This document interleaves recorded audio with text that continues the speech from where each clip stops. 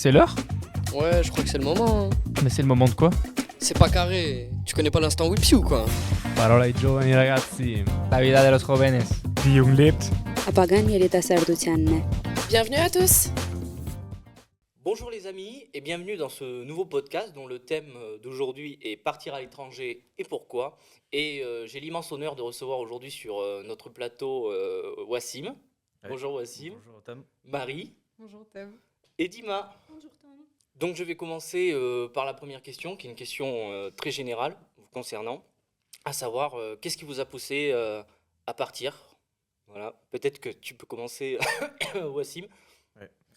Alors moi c'est plus une mobilité on va dire au niveau de la famille parce que j'ai en fait toute ma famille qui est d'origine marocaine, enfin qui est de nationalité marocaine et D'accord. qui est du Maroc. Mes parents ils sont arrivés, mon père est arrivé en France à l'âge de 20 ans et ma mère elle est née en France mais de parents marocains. Et en fait comme il y a toute la famille du côté de mon père et de ma mère qui sont encore au Maroc, chaque vacances on essaie d'y aller, on essaie d'aller voir la famille un peu histoire de voilà, faire le tour, mais après en même temps aussi de profiter aussi du pays. Donc, voilà. Et en général, tu restes combien de temps là-bas? Vacances d'été, quand j'étais petit, je passais 3 mois. Je faisais juin, juillet, août. Et là, comme voilà, je travaille un peu les étés et trucs, je passe 2 mois, un mois. C'est bien. Et, et toi, Marie, du coup, on peut savoir où est-ce que tu es partie? Alors moi j'ai choisi de parler d'un voyage au Bénin qui était pour faire du volontariat dans une association qui s'appelle Crédit ONG. Très bien. Et ce qui m'a poussée à partir, j'avais déjà fait un sorte de volontariat. Bon, j'avais 14 ans, donc c'était pas vraiment, j'ai pas vraiment servi à quelque chose, quoi. En 2017, en Inde. Et j'avais eu du mal avec cette expérience qui avait duré un mois.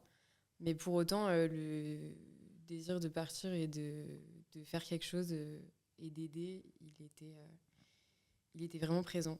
Même si on en parlera peut-être après. Finalement, faire du volontariat, ça n'aide pas toujours le pays dans lequel on va. Très bien. Et toi, Dima? Du coup, moi, je suis syrienne et après que la révolution syrienne avait commencé en Syrie en 2011, la réponse de l'ancien régime syrien, elle était un peu violente, donc ça s'est vite tourné en guerre et on a dû partir. Et du coup, je suis arrivée en France en 2017. D'accord, ok, très bien. Et du coup, vous êtes parti seul à l'étranger ou pas du tout? Par exemple, toi, quand tu es parti de la Syrie? Moi, je suis venue avec ma famille. Ok, J'ai eu de la chance. ok, très bien. Et toi, tu avais fait le choix de partir seul ou pas du tout? J'avais une amie qui était en service civique dans cette association déjà, donc je l'ai rejoint. D'accord. Et toi, c'est pas... Non, tu parlais plutôt de ta famille tout à l'heure. Oui. Mais après, Donc- je suis déjà allé cet été tout seul, c'est la première fois que je suis allé tout seul. Et après, j'ai rejoint ma famille. D'accord. Donc, en ce qui vous concerne, c'est toujours un choix que, par exemple, toi, c'est toujours préparé à l'avance, en fait. En fait, on sait déjà qu'on va y aller l'été. C'est Ok. tout le temps faire l'été, des fois vacances d'hiver. Mais on sait qu'on va y aller au moins une fois dans l'année. Ok, c'est à date fixe. Ok, tu vas voir ta famille, quoi. C'est ça. Et toi, du coup, tu choisis, du coup, ou pas du tout De partir Ouais. Ça dépend des voyages. Si on part de celui-là, oui, ça fait. Je cherchais depuis longtemps à faire du volontariat et c'est pas toujours facile de trouver une association. Pour ceux qui n'ont pas de contact, quand on cherche sur Internet, on tombe souvent sur des fausses annonces ou des annonces qui sont payantes. Ça peut D'accord. aller de plusieurs milliers d'euros même par semaine parfois. Et donc ça, c'est pas des vraies propositions parce qu'à aucun moment on nous demandera de payer pour travailler. Et du coup, là, effectivement, oui, c'était prévu. Après, ça m'arrive de partir sur un coup de tête dans des pays d'Europe. Ça se discute. Très bien. Avec le prix de l'avion. Voilà. Et du coup, Wassim, toi, qu'est-ce que tu as appris d'autre qu'une nouvelle langue ici? Une nouvelle, pardon, une nouvelle culture, on va Ok. dire. C'est, par exemple, c'est un mélange. En fait, moi, je dirais, il y a certaines personnes qui diraient que voilà, oui, ils viennent d'ici, ils viennent de là, ceci, cela. Moi, je trouve que c'est une chance que j'ai eue de connaître deux cultures différentes et de pouvoir en fait les mettre en commun, on va dire. D'accord. Alors, t'as fait genre un mix les deux cultures ou ou- pas du tout? Oui, en fait, par exemple, quand je suis en France, je Hmm. suis plus ancré dans la culture française, mais je reste avec mes quelques habitudes du Maroc. D'accord, Mais pareil, quand je vais au Maroc, en fait, je garde quelques habitudes françaises, malgré que je sois au Maroc. ok, En fait, c'est un mix des deux, et moi, je trouve que c'est plus une force qu'autre chose. très bien. Et du coup, tu es dans le même processus, toi, tu mixes un peu les deux cultures ou pas du tout Euh, je crois que ça va dépendre de qu'est-ce qu'on veut dire par mixer les deux cultures. Ok, Donc par rapport à moi, je crois que on est obligé de faire un mix. On n'a pas le choix parce que la première culture d'où on vient, c'est vraiment ancré en nous. Ça ne peut pas partir même si on va dans un nouveau pays, même si on apprend une nouvelle culture. Il y a des choses qui restent incarnées en nous. Et je crois que oui, je fais un mélange des deux cultures. Et je crois que j'essaye de choisir ou de prendre ce qui me va dans chaque culture et je fais le mélange à partir de ça, si on peut dire ça. ok, très bien. Et du coup, toi, Marie, est-ce que toi aussi qui es partie à l'étranger, ça te manque pas, du coup, la culture française, peut-être comme tu es plus rattachée au pays? J'avoue que comme dans ma vie de tous les jours en France, je mange pas des baguettes ou des chocolatines tous les jours. Ça me manque pas spécialement. Après, c'est vrai que je suis partie en Erasmus 6 mois à Florence, donc qui est pas non plus complètement l'Italie, c'est pas l'opposé de la France, mais bah il y a oui, il y a des choses qui manquent un peu, mais ça reste pour moi culinaire et sinon, comme j'ai pas trop de routine en France, je m'adapte très très facilement, je pense, aux façons de faire là-bas. Très bien. Et plus pour Dima, parce que toi, tu viens plus de l'étranger, c'est plutôt toi qui es venu ici en France. Du coup, toi, comment tu considères ton expérience ici en France? Ben, je peux dire que les premières années, les premières 4 ans, étaient vraiment très très très dures. C'était très difficile. Euh, Déjà, je me considère chanceuse que j'ai pu venir avec ma famille, mais il y a des nouveaux problèmes ou difficultés que tu dois penser à quand tu es avec ta famille. Parce qu'il n'y a pas que des difficultés à toi, tes difficultés à toi, il y a les difficultés aussi que ta famille ont. Et ça t'ajoute aussi des tristesses, on peut dire, et des inquiétudes. Et bah, du coup, c'était difficile parce que personne parlait le français, moi et ma famille. Et on devait tout apprendre de zéro. Vraiment, quand tu arrives dans un nouveau pays et que tu n'étais pas préparé, à partir, tu es vraiment comme un nouveau-né à qui tu dois tout apprendre à nouveau. Et, euh, bah, c'était dur. Je sais pas, c'était quoi ta question? Je sais pas. Ah, c'était ton expérience ici. C'est ça, oui. Bah, heureusement, il y avait des gens très bienveillants qui nous ont aidés. Mais ce n'était pas toujours facile. Parce que tu arrives dans un nouveau pays, dans un nouvel environnement où tu connais rien et tu parles pas la langue. Donc, tu es perdu, tu as peur du futur, tu as l'impression que tu n'es pas assez bon parce que tu n'arrives pas à être comme les autres et tout ça. Mais bon, ça s'est réglé avec le temps, heureusement. Et du coup, c'est bien, ça me permet de rebondir. C'est vraiment du coup ce côté, la difficulté, voilà, d'arriver dans un pays étranger qu'on ne connaît pas en fait. Et peut-être que, pas toi, parce que du coup, tu as une bonne connaissance, je pense, du Maroc. Moi, ça va en vrai. C'était plus quand j'étais petit, j'avais plus de difficultés. Mais après, enfin, nous, par exemple, en France, tu vois, tu pouvais quasiment pas sortir dehors et tout. Hmm. Alors que quand j'étais au Maroc, ben, comme en fait on connaissait, comme ma famille, ben, en fait, était dans la ville depuis bien longtemps et tout le monde se connaissait, donc on me laissait sortir comme ça. Et du coup, j'apprenais de moi-même, c'est-à-dire tout ce qui était la langue, la culture, tous les trucs comme ça. J'ai quasiment appris moi-même, ça veut dire que par exemple, quand mes parents y parlaient, ou mes grands-parents, ou mes oncles, ou mes tantes, je demandais la traduction en français. Et en fait, à force, ben, on apprend. Mais au début, ouais, c'était dur quand même. De pas comprendre en fait les autres et d'être là en fait. Par exemple, tu les vois rigoler et toi, tu sais pas de quoi ils rigolent. Et Ouais. c'est comme ça un peu. Ouais, je comprends. Tu sais pas, tu peux pas participer en fait avec eux, voilà, à la sociabilisation C'est ça. qu'ils ont ensemble. Et du coup, toi? C'est quoi la question? Oh putain. La question c'est qu'est-ce que du coup tu as trouvé le plus dur? Alors, parce que du coup, toi, je sais que tu es parti au Bénin, c'est ça, je me trompe pas? Ouais. Et est-ce que tu as trouvé que c'était dur du coup d'arriver dans ce pays inconnu pour toi? Pas du tout, parce que comme c'était avec une association, c'était. Enfin, comment dire? J'y allais pour mettre la main à la pâte dans cette association. Donc, on me donnait des tâches que j'exécutais et c'était très facile. Il y avait un emploi du temps, tout ça. Après, ce que je trouve difficile quand on arrive dans un pays qu'on ne connaît pas, c'est plutôt quand c'est du tourisme pur et dur et que je trouve ça vraiment difficile de jouer au bon touriste, c'est-à-dire ne pas. Par exemple, en Thaïlande, c'est un pays qui devient de plus en plus touristique et donc de visiter le pays pour le pays et pas de se perdre dans tous ces hôtels à peu cher, toute cette nourriture occidentale qui est quand même proposée dans n'importe quel restaurant, Oui.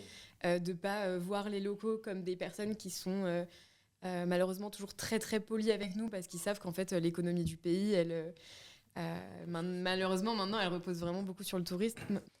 Donc essayer le plus possible de respecter le pays dans lequel on voyage, que ce soit ses habitants, son environnement ou sa culture. Et est-ce que du coup vous n'avez pas peur que l'immersion dans une nouvelle culture du coup vous éloigne de votre culture d'origine? Par exemple, Dima, toi qui maintenant habites en France, tu as la fois la culture syrienne, tu as dû t'habituer à la culture française. Est-ce que tu n'as pas peur de t'éloigner de cette culture syrienne peut-être? J'ai pas peur.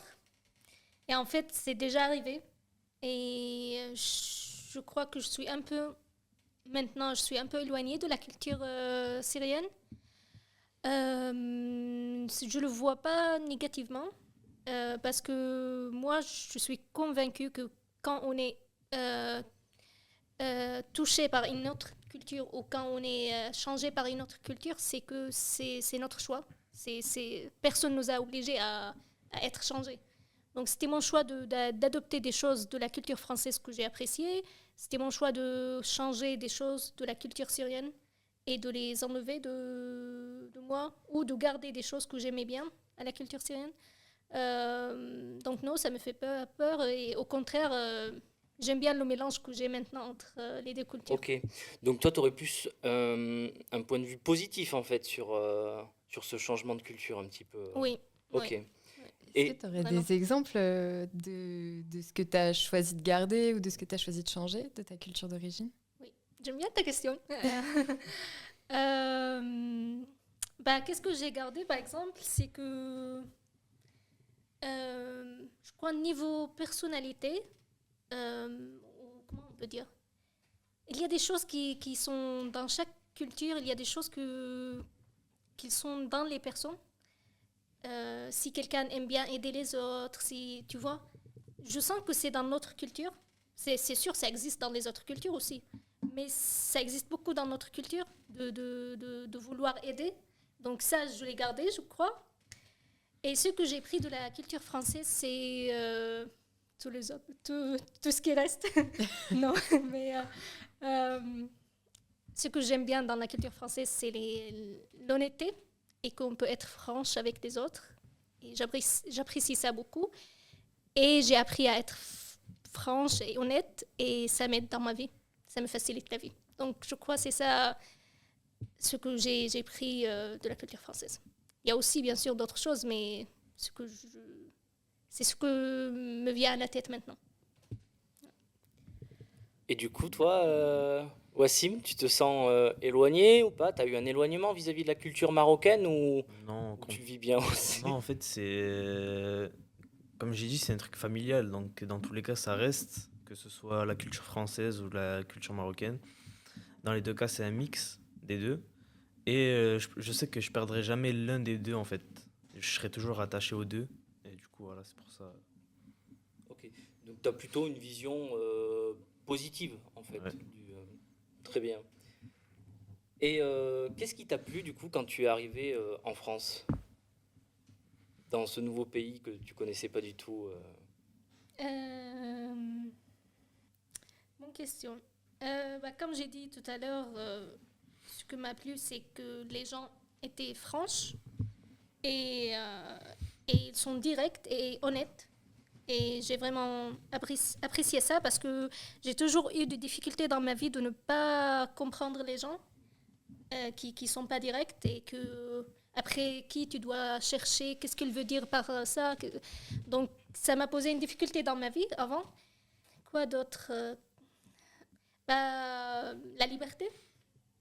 Parce que on n'a pas la même notion de la liberté en Syrie, que ce soit liberté d'expression, liberté de vivre, liberté d'être soi-même.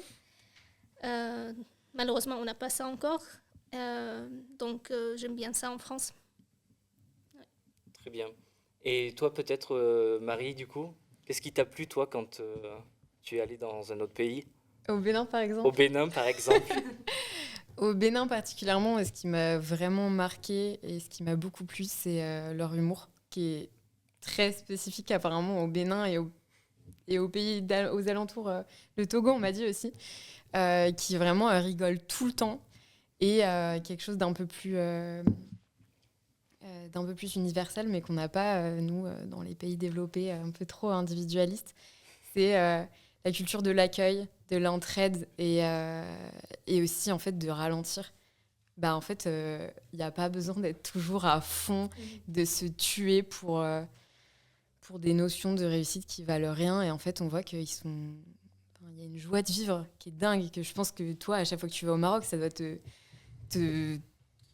t'augmenter tes batteries à 1000%, quoi, parce que c'est quelque chose, j'ai l'impression qu'on vit beaucoup moins dans nos sociétés, nous, qui recherchent le profit et donc qui perdent toute cette notion d'entraide et de bienveillance et de joie de vivre.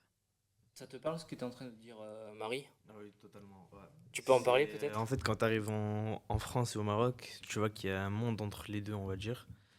Parce que là-bas, c'est même quand t'as rien, t'as tout en fait. Par exemple, quand j'étais petit, j'étais avec mes cousins et des amis. Par exemple, nous, on n'avait rien pour jouer au foot. On faisait à partir de boules de plastique, on faisait un ballon et on était les plus heureux du monde. Donc, dans tous les cas, en fait, même à partir de rien, on donne tout. Ok, d'accord. Et ouais, du coup, ce serait moins le cas en France, quoi. Mais du coup, ça fait partie de... Est-ce qu'on peut appeler ça, du coup, un décalage culturel? Je sais pas, ou un choc culturel? Moi, je pense que c'est moins un décalage culturel que certaines sociétés qui ont peut-être perdu cette... Est-ce qu'on avait aussi avant cette culture de l'entraide et cette notion de... Non, en fait, si je pense que c'est aussi quelque chose d'ordre culturel. Ouais. Et du coup... le temps, par exemple. Ouais. Vous, est-ce que vous avez vécu quelque chose où vraiment vous avez eu un choc culturel il y a un choc culturel entre les deux pays, quoi. Il y a une vraie incompréhension. Tu aurais peut-être un exemple à nous donner, Marie? Je crois que oui, j'en ai un par rapport au Bénin, justement. L'association dans laquelle j'étais, qui s'appelle Crédit ONG, elle cherchait à montrer à la population locale qu'une autre agriculture était possible, plus respectueuse de l'environnement. Et ils avaient un espace où ils produisaient des lapins, donc de la viande de lapin. Et moi, j'arrive au Bénin le soir à 23h. Et le lendemain matin, je commence à travailler. Donc, je vais dans cette sorte d'usine à lapins où il y a vraiment 10 lapins dans des micro-cages partout qui sont surélevés. Enfin, ils ne voient pas la lumière du jour, ils ne voient pas...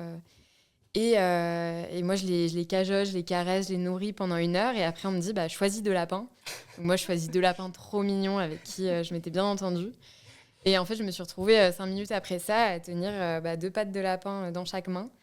Et avec les lapins qui coulaient, qui pissaient le sang. Parce que devant moi, on m'apprenait en fait, à les égorger pour ensuite les dépecer et tout ça. Et tout ça le lendemain matin en fait, de mon arrivée. Et il y en a énormément qui ont été choqués par ça. Mais en fait, il se passe la même chose en France. Donc finalement, c'est juste que là-bas, oui, ça a été un choc pour beaucoup. Il y a beaucoup de personnes qui ne pouvaient pas travailler là-bas, par exemple. Mais en fait, oui, nous, on fait la même chose, juste on ne le voit pas. Ouais, et puis peut-être, moi qui suis issu de milieu très très rural, j'ai vécu ça aussi, je te rassure, les lapins, les poules, voilà. Mais du coup, ça a été une vraie difficulté pour toi de t'adapter dans ce pays où... Après, peut-être que toi, tu n'y es pas resté assez longtemps. Je sais pas combien de temps tu es resté. Je pense que j'ai pas connu, comme tu as posé la question tout à l'heure, est-ce que. Je sais plus quelle était ta question spécifiquement, mais oui, est-ce qu'il y a vraiment un choc culturel? J'ai jamais été plus de 6 mois dans un pays étranger. Ok.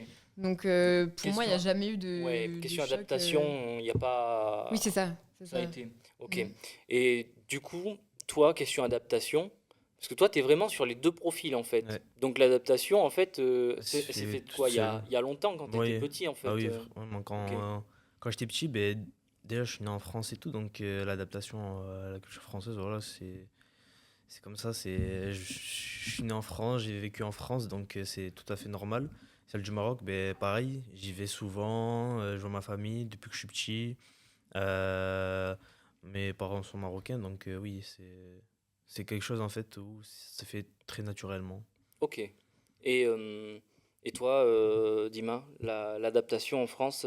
Alors toi, tu es arrivé en 2017. Oui. D'accord. Et du coup, ça t'a pris combien de temps? Est-ce que ça a été plus ou moins difficile? T'as été bien accompagné? Pas bien accompagné? Bonne question. Je crois que je l'avais dit dans une question avant que oui, c'était difficile l'arrivée. Et les 4 premières années, on peut dire qu'ils étaient vraiment très durs à tous les niveaux, que ce soit un niveau adaptation, niveau devoir apprendre la culture, devoir intégrer le lycée, devoir redoubler des classes que j'ai déjà fait en Syrie parce que j'avais pas le niveau de français.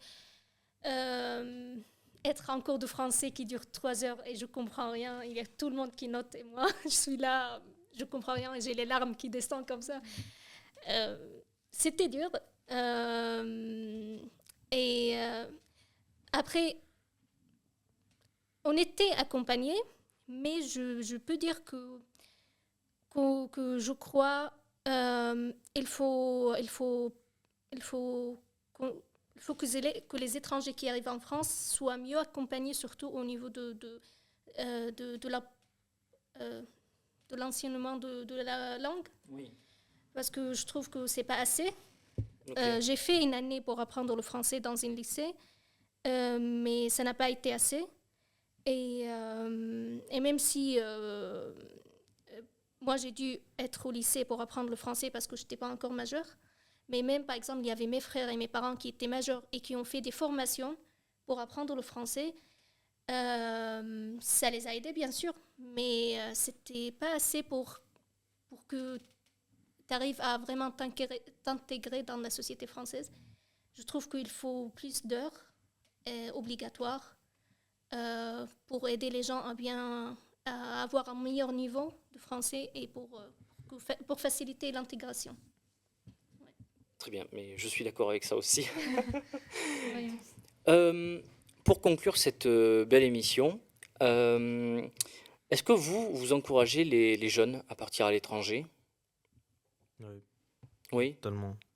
C'est une expérience de vie en soi. C'est des moments que tu peux revivre qu'une seule fois. Il y en a énormément que tu peux revivre qu'une seule fois, malheureusement. Et ça reste des souvenirs, ça reste de très bons souvenirs, ça reste de l'expérience.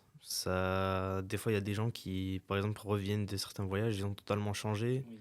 C'est une opportunité. Ça te transforme. Mm. Oui. Et tu es d'accord avec ça sur... Dis-moi. Totalement d'accord. Ça te transforme à 100%. Tu n'es pas la même personne du tout. Je parle de moi-même. Je ne suis pas du tout la même personne qui est arrivée en France il y a 7 ans, 8 ans. Et bien sûr, j'encourage les gens à partir à l'étranger. Et si c'est leur choix, je crois que c'est un très bon choix. Mais pour les gens qui vont partir à l'étranger ou qui ont dû partir et que ce n'était pas leur choix, qu'ils étaient obligés, je leur dis que même si c'est difficile, il faut en profiter parce que ça va vous changer la vie. Et il faut avoir un esprit qui est libre et il faut avoir une ouverture d'esprit aux autres. Et il faut vouloir apprendre et accepter les nouvelles choses pour pouvoir continuer. Sinon, vous allez rester au même endroit, vous n'allez pas pouvoir avancer. Moi, du coup, en tant que Française privilégiée qui peut parler plus aux personnes qui ont la chance de pouvoir partir parce qu'elles le veulent, Je conseille évidemment vraiment à tout le monde de voyager, que ce soit seul ou en groupe. C'est une expérience qui fait énormément grandir. Il ne faut pas avoir peur d'aller vers les autres. Et puis, surtout, il ne faut pas avoir peur de se tromper aussi, de partir pour son premier voyage avec un sac de 20 kilos et en fait de regretter absolument tout ce qu'on a mis dans son sac. Il ne faut pas avoir peur de partir sans tout planifier aussi, parce que souvent, les meilleures expériences, c'est vraiment les expériences ratées. Par contre, il y a 2 choses sur lesquelles je mettrais en garde, même si vraiment foncez, partez. Ce serait sur le volontourisme. Donc, j'en parlais en début d'émission, il me semble, sur le fait qu'il y a beaucoup d'arnaques, entre guillemets, et que le fait de vouloir faire du volontariat à l'étranger, c'est pas toujours pour les bonnes raisons. Il faut vraiment, vraiment y réfléchir. Et en fait, il y a un grand risque déjà de prendre le travail des habitants, en fait, qui peuvent très bien le faire eux-mêmes. Généralement, en fait, nous, on n'a pas de compétences particulières à apporter, à part si vraiment on est salarié d'une ONG ou tout ça. Et ensuite, il y a des entreprises qui en font leur objet de vente. C'est de faire semblant qu'on va aider, qu'on va sauver les bébés tortues. Et en fait, non, on ne sert à rien, même quand on ne paye pas parfois. Et il y a des histoires vraiment difficiles où, par exemple, des fois, on a l'impression de faire un mois de cours de français dans un orphelinat et c'est génial, on aide trop. Et en fait, à la fin, c'est pire parce que le fait que les enfants s'attachent à chaque fois à des nouvelles personnes et qu'après, ils soient arrachés, en fait, c'est un traumatisme qui est encore plus dur qu'avant qu'on soit arrivé. Donc ça, il faut vraiment faire attention parce que souvent, on est plein de bonne volonté et malheureusement, il y a des gens qui en profitent et qui le savent. Donc, essayez de vraiment trouver des associations ou des gens qui peuvent vous conseiller là-dessus. Et ensuite, ce serait sur le surtourisme. Dans une période où on est à fond sur les réseaux et tout ça, il y a des destinations qui nous font vraiment envie et qui, en fait, finalement, deviennent blindées de touristes. C'est un enfer pour les gens qui vivent là-bas. C'est même pas forcément agréable d'y être parce qu'il y a plein de monde, qu'on est tous confinés dans les trottoirs et que c'est plus forcément agréable. Donc, n'hésitez pas à sortir des sentiers battus, à fouiller, à aller dans des endroits random auxquels on ne s'y attend pas. Et en fait, ça va être magnifique parce que ça devient un sujet. Même les gens, ils ne peuvent plus forcément se loger dans ces villes-là. C'est mauvais aussi pour l'environnement, comme à Barcelone, à Florence. Et moi, c'est un sujet qui m'a beaucoup touchée à Florence, par exemple. Donc attention à ça. Une fois qu'on est averti, en fait, on peut y faire attention et c'est assez facile. Donc, c'est mes conseils. Voilà.